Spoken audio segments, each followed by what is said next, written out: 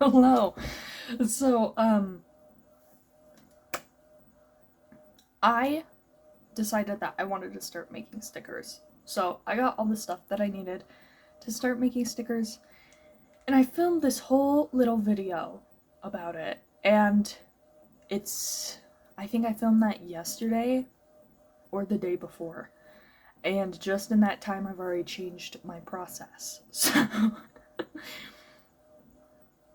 Um, I have a little time lapse of the stickers I'm making in the background, and then I'm just going to talk a little bit about it and why I chose to do it, and kind of because I've done a good amount of research, and I don't know. So a lot of the videos I see are from people who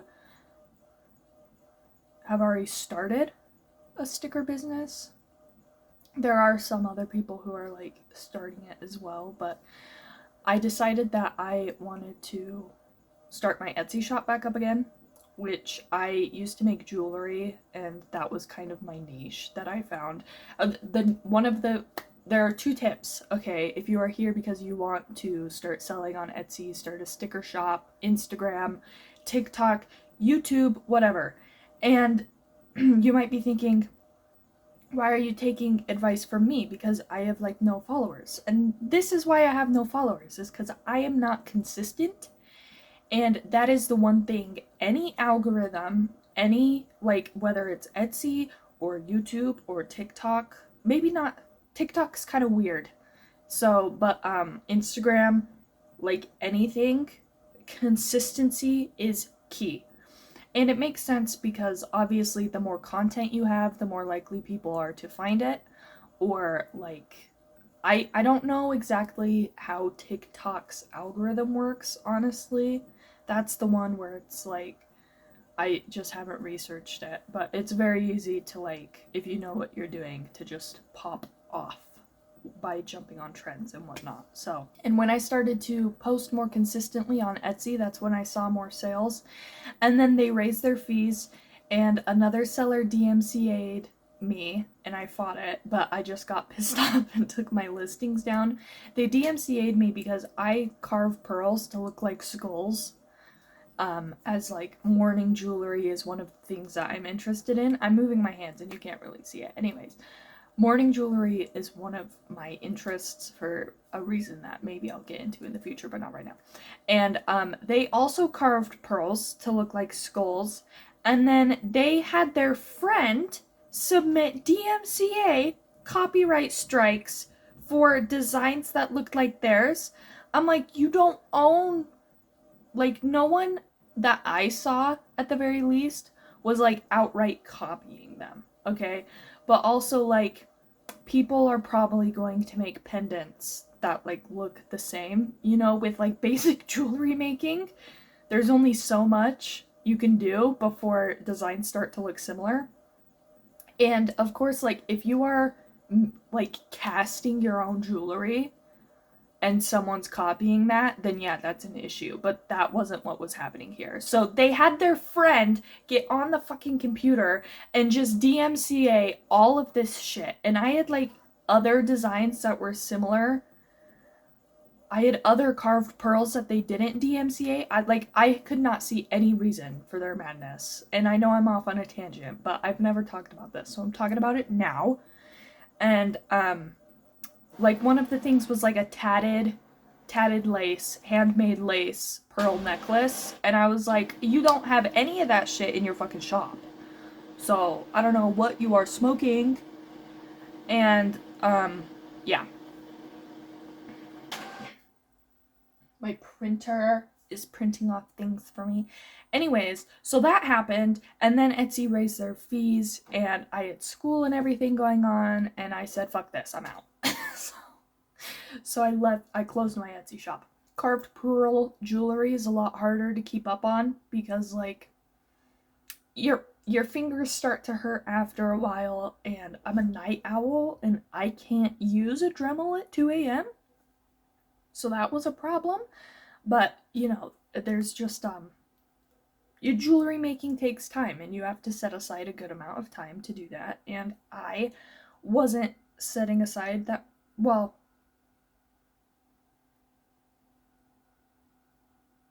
Anyways, so I had school and everything, and all of that happened. So I said, I'm fuck this shit, I'm out. So recently, I have been like struggling in this economy, you know what I mean? Like, my car is fucked, my car is toast. And so like, I work a shit ton of overtime, but I was like, you know what, maybe I'll use some of that energy to start my Etsy shop again. Because I used to be working graves, which made posting on YouTube really hard, and I've recently moved to a swing schedule, and it's a lot less busy. So I have time to like doodle and shit. So I said, fuck it. And I bought all of the shit that I needed to make stickers. And I had like nothing, so I had to buy a printer. And I didn't buy a photo printer, but it still prints pretty damn good. Like, okay, here's one that I'm going to cut out later today. But I don't know if it's focusing very well, but like it's just the Epson EcoTank 2850. The one thing that annoys me though is the sticker brand I got. I'm pretty sure they gave me the wrong stickers because these are all cut down the middle, and it's fucking annoying. And I looked on their website and they have a different listing for the ones that are cut down the middle, and that is not what I bought. Does not show that on my receipt. So I'm like, is this just how the product is, or did I get fucked? I don't know. We don't know.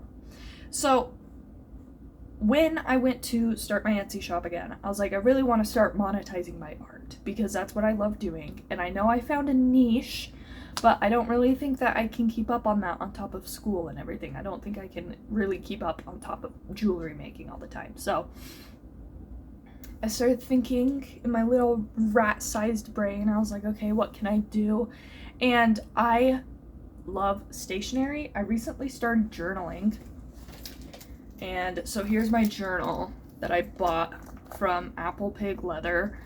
And I got like a one-piece Hobonichi Techo? No, it's the Hobonichi Weeks. Techo Weeks. Anyways, I got the one-piece one. Look at how fucking cute it is. Adorable. I love it. So I've been like journaling and shit. So fucking love. I've been buying stickers and little sticky notes and memo pads and whatever. And then I saw all the people who make stickers and I started looking into it more, and I said, fuck it. And recently I've started trying to push myself more into like in-person markets, and part of the reason why like stickers and keychains and badges are so popular is because they're cheap, and you know, like, people are far more likely to buy a sticker and stick it on something than they are to like buy a print, you know. So that's why I decided to do it. And did I make a bad financial decision by buying all of this stuff? I don't know. I guess we'll see. I mean, I had the money for it, putting that tax refund to some good use. Okay, I need to stop touching my ear.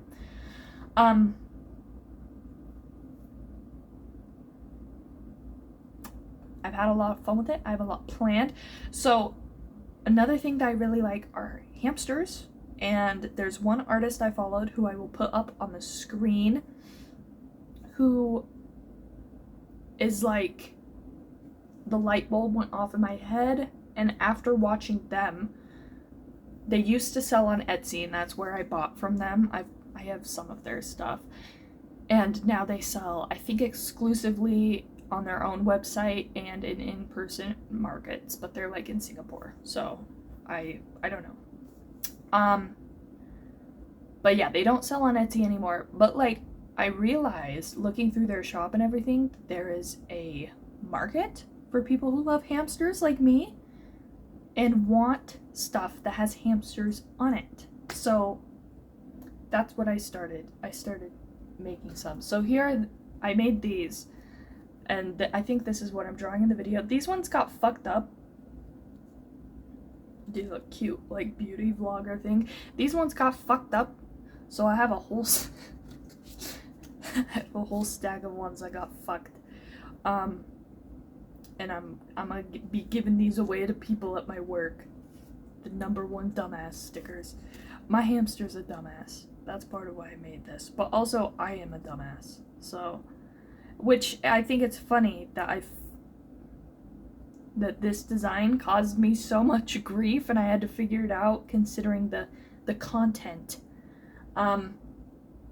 Will my family be happy to see me selling very vulgar stickers? No, but what's done is done. And then I made these as like little freebies. And this one is also a fail from a test I did, and it didn't cut through the paper backing. So, but now I know what settings to use for sticker sheets, which designing my first sticker sheet, and I think I work on part of that in this. It's a lot longer. There's going to be 9 hamsters on it. So, and I don't think I have all of the hamsters planned. So I am a little over a third of the way through. And then I will have to design the sheet and choose what size I want to do it, and I'll probably offer them as big ones as well. I don't know.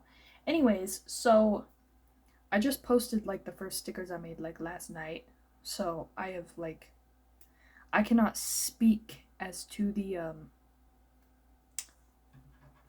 I'm not like sitting in mountains of money, because you always I keep seeing people who are like, I run a 6-figure sticker business, but that is not me. So don't follow my advice. So I used to use Paint, as I mentioned earlier. I changed my paint program.